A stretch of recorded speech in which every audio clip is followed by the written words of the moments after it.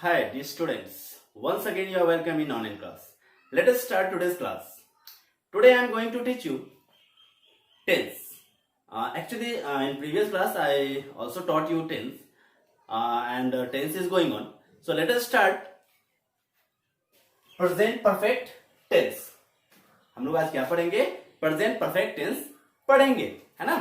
पिछले क्लास में हमने बताया था किसके बारे में? प्रेजेंट कंटिन्यूअस के बारे में मैंने पढ़ाया था। तो प्रेजेंट परफेक्ट के बारे में हम लोग आज पढ़ेंगे। तो सबसे पहले हम लोग क्या देखेंगे? रिकॉग्निशन देखेंगे, यानी पहचान। किस टाइप का जो सेंटेंस होगा, सपोज करिए कोई हिंदी में सेंटेंस है, तो उसको कैसे पहचानेंगे कि वो प्रेजेंट परफेक्ट के अंतर्गत आता है या प्रेजेंट परफेक्ट का टेंस है, प्रेजेंट परफेक्ट टेंस का सेंटेंस है, ये कैसे जानेंगे? तो उसके लिए हमको याद रखना होगा कि पहचान क्या है उसका, रिकॉग्निशन क्या है ना? तो रिकॉग्निशन है चुका है, चुकी है, चुके हैं, यानी at the end of Hindi sentence, Hindi वाक्य के अंत में क्या लगा रहेगा? चुका है लगा रहेगा, चुकी है लगा रहेगा, या चुके हैं, या फिर और भी चीज इस तरह का लगा रहेगा। तो समझेंगे कि वो सेंटेंस जो है वो प्रेजेंट परफेक्ट का सेंटेंस है। या फिर इसके अलावा एक और पहचान है, आ है, ए है, ई है ना, एक्सेट्रा। इट इज, अगर आ है, ए है, ई है लगा रहे सेंटेंस में, तो भी वो सेंटेंस किसका होगा? प्रेजेंट परफेक्ट टेंस का होगा। एज फॉर एग्जाम्पल, वह दिल्ली जा चुका है, वह दिल्ली जा चुका है, तो लास्ट में क्या आया? चुका है आया है।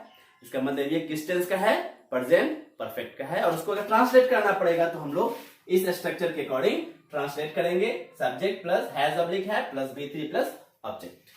या फिर ये रहे, इस तरह का रहेगा कोई सेंटेंस, जैसे वह दिल्ली गया है, वह दिल्ली गया है, लास्ट में क्या आया? आ है, गया है, आ है आया, तो वो भी इसी का सेंटेंस होगा, यानी प्रेजेंट परफेक्ट का होगा। उसको भी अगर ट्रांसलेट करना होगा तो भी हम लोग क्या करेंगे? इस स्ट्रक्चर के अकॉर्डिंग ट्रांसलेट करेंगे। और ये जो स्ट्रक्चर है वो अफर्मेटिव सेंटेंस का स्ट्रक्चर है। मैंने ऊपर में अफर्मेटिव नहीं लिखा है, ये अंडरस्टूड है, इसलिए मैंने नहीं लिखा है। अब आगे आएगा नेगेटिव, वो नेगेटिव में लिखूंगा, ठीक है? तो अफर्मेटिव सेंटेंस का स्ट्रक्चर ये रहा, सब्जेक्ट प्लस हैज ऑब्लिक है, दोनों में से कोई, प्लस V3 और प्लस अदर वर्ड या ऑब्जेक्ट। अब एग्जांपल देखते हैं। वह दिल्ली जा चुका है, ये एक सेंटेंस है। लास्ट में क्या आया है? चुका है आया। इसका मतलब ये किस टेंस का है? प्रेजेंट परफेक्ट टेंस का है। और इसको ट्रांसलेट करेंगे तो इस स्ट्रक्चर का यूज करेंगे। तो क्या होगा? सब्जेक्ट, ही, वह सब्जेक्ट है तो वह का होगा ही। उसके बाद हैज या है, ही के साथ क्या लगता है? हैज लगता है, तो ही हैज। उसके बाद V3 जाना, जा चुकना, तो जाना क्या होता है?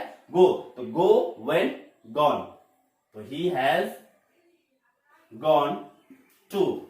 गो के बाद टू का यूज करते हैं। और उसके बाद ऑब्जेक्ट जो कि है दिल्ली, तो he has gone to Delhi. ये हुआ हमारा एक सेंटेंस। अब हम लोग इसके अकॉर्डिंग देख लेते हैं।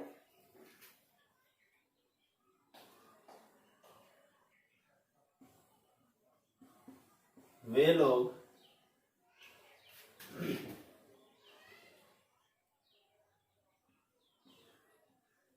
पटना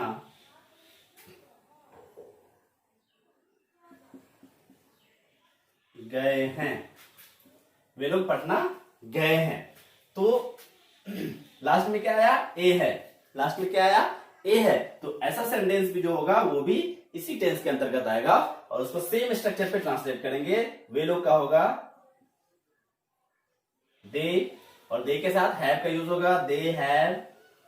उसके बाद V3 gone to Patna, they have gone to Patna, इस तरह से बनेगा, ठीक है? अब आते हैं निगेटिव पे। Now we will see structures of negative sentence, है ना? तो निगेटिव सेंटेंस का स्ट्रक्चर होता है सब्जेक्ट प्लस हैज ऑब्लिक है plus not plus V3 plus subject. सब कुछ सेम टू सेम होता है, बस इसमें क्या लग जाता है? नॉट एक्स्ट्रा लग जाता है, ठीक है? एज फॉर एग्जाम्पल ले लेते हैं, हम लोग अंग्रेजी नहीं पढ़े हैं।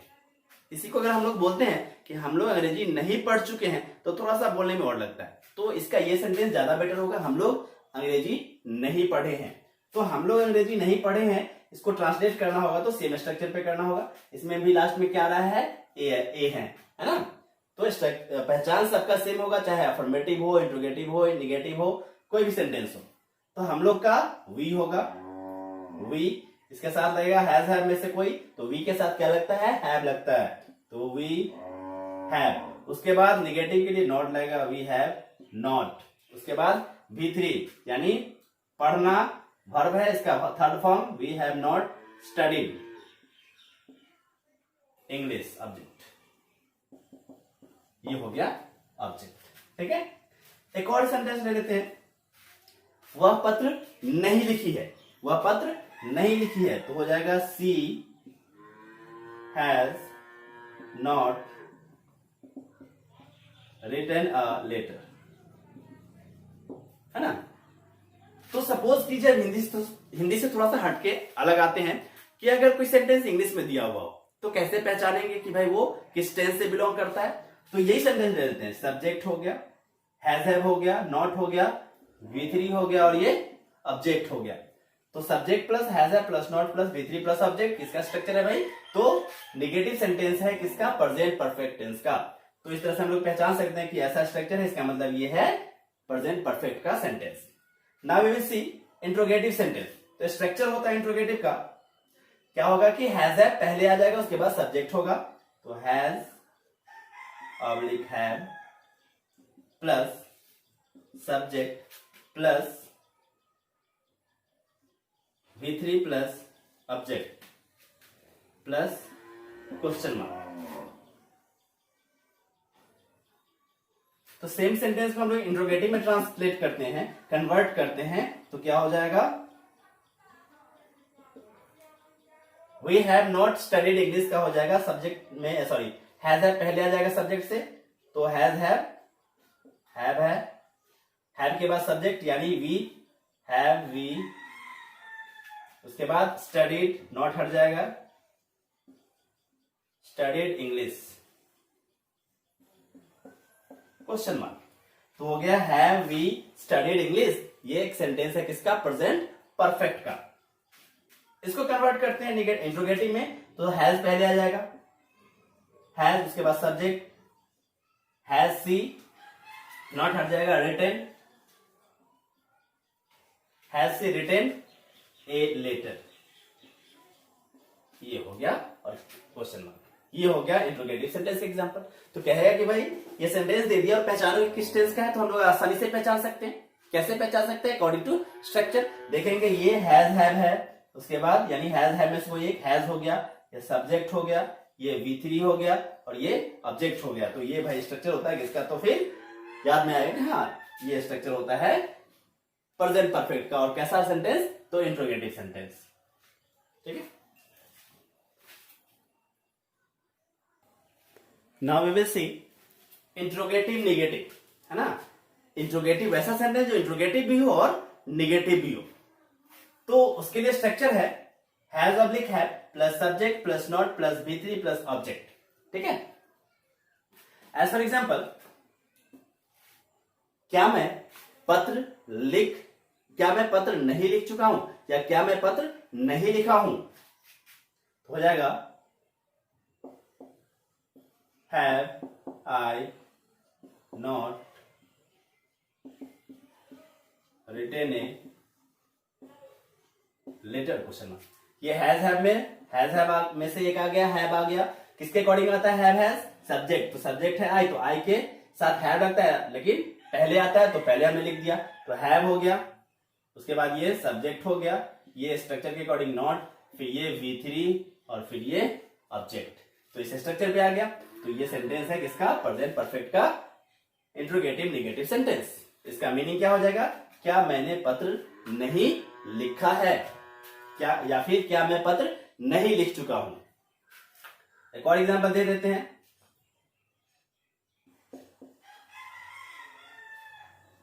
Has she not gone to Delhi, है ना। ये हैज हैव हो गया, सब्जेक्ट हो गया, नॉट हो गया, V3 हो गया और ऑब्जेक्ट हो गया। तो हम लोग इसको पहचान सकते हैं अकॉर्डिंग टू स्ट्रक्चर। इसका मीनिंग क्या हो गया? क्या हुआ दिल्ली नहीं जा चुकी है, या क्या हुआ दिल्ली नहीं गई है। Now we will see WH question.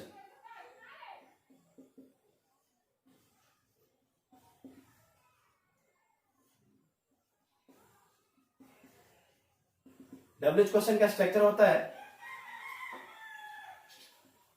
WH word plus has oblique have plus subject plus V3 plus object plus question mark.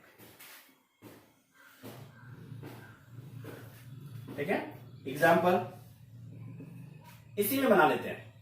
क्या हैव आई रिटन लेटर, क्या मैंने पत्र लिखा है। तो अगर इसको चेंज करेंगे हम लोग क्या WH क्वेश्चन में, तो हो जाएगा मैंने पत्र क्यों लिखा है। ठीक है, तो क्यों लगा है, क्यों हो गया एक WH वर्ड, तो क्यों के लिए आता है वाई। वाई की जस्ट बाद आ गई, हो गया WH वर्ड, उसके बाद जस्ट हैज हैव वाई। तो आई सब्जेक्ट के अकॉर्डिंग हम लोग हैज हैव लगाएंगे, तो सब्जेक्ट है आई, तो वाई